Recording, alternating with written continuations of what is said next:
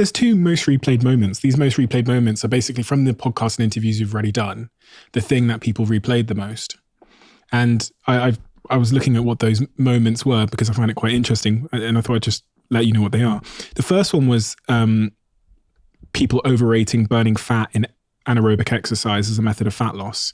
And this is really what I want to talk about is I've definitely grown up my whole life thinking that the way that you burn fat is by running. I mean, this is what most people think, right? They think you want to burn fat around here, the belly fat, the best way to do is go for a run.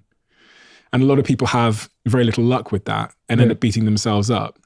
So to close off on this conversation, I'd like to hear your take on that. You need to think about fat loss in a broader approach than most people give it to.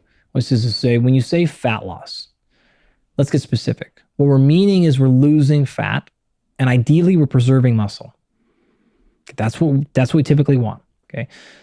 We're also talking about losing fat so that it stays off as long as possible. Those are baked into that phrase, but oftentimes forgotten. So the advice I'm going to give you is with those two assumptions in mind. You're trying to keep as much lean mass as you can, and you're trying to make this a successful journey and not something you have to repeat again time and like time. A yo-yo. Totally, right? Yo-yo dieting. In fact, one of the probably the highest, most cited paper I've ever published was on yo-yo dieting, like a review article on that. So you can go read that. People love that paper. I was just a co-author. Jackson wrote that paper. So credit goes to Jackson for that.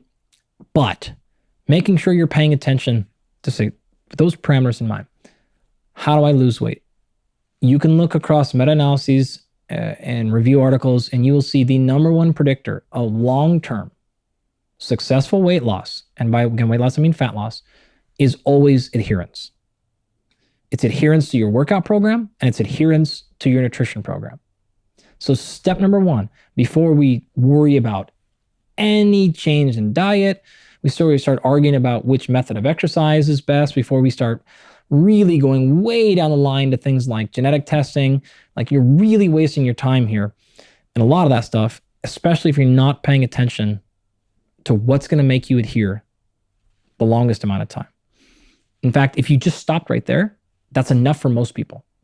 Can you put yourself in a position where you're able to feel abundant with your nutrition approach?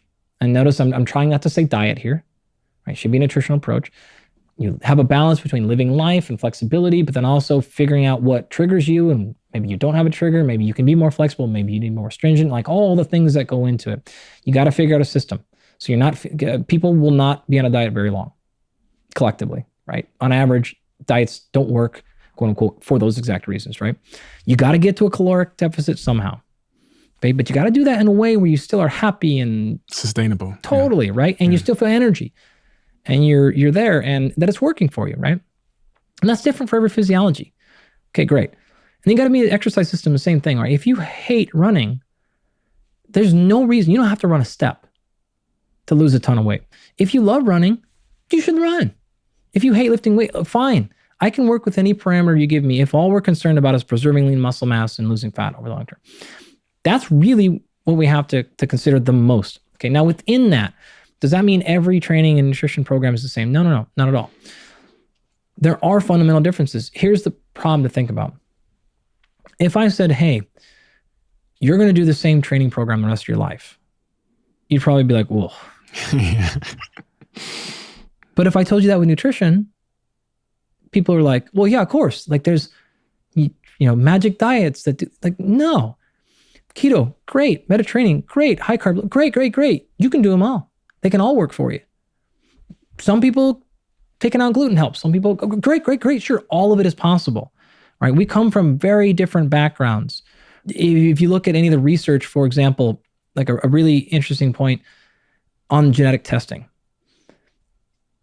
If you're not taking account genetic background on that, genetic testing for things like nutrition, precision nutrition, is entirely worthless, because we see classic markers that are associated with, say, more effective carbohydrate utilization or fat utilization or body composition.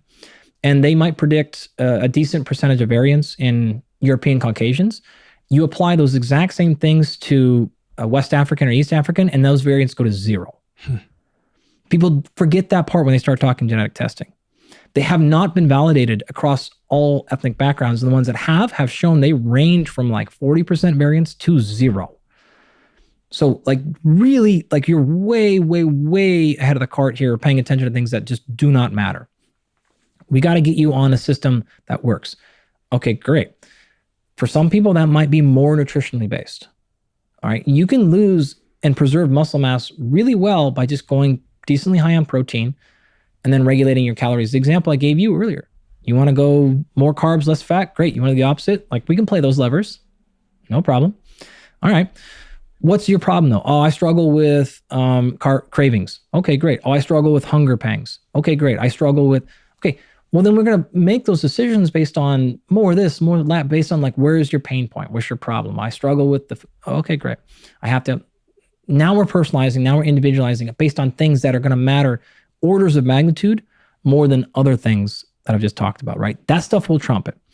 Exercise, the same thing. Maybe you hate exercise. Okay, great. Maybe we can get you to walk a few times a day and we'll get most of our fat loss through nutrition. Maybe the opposite. You love training, but man, you just struggle to eat whatever or not eat something. All right, great. Maybe we'll play the game more with, willpower. We'll push the pace on our exercise. High intensity, fine. Low intensity, fine. Weights, great. Cardio's great. Surfing, great. Like don't zone 6 to, I don't care. All of it can be done. Okay. Some of the foundational things that tend to be consistent for those two things on most people is you need to make sure protein is adequate. Hard to maintain muscle mass with lower protein, especially if we're going hypocaloric. So keep protein high. You want to do something revolving strength training at least once a week for the same exact reasons. Something that makes you burn a lot of calories, long duration, high intensity, either way. That's all you really have to do. If you can do that stuff consistently, over time, you're going to get there. You're going to be just fine. Where we see problems are people that put themselves into positions of scarcity.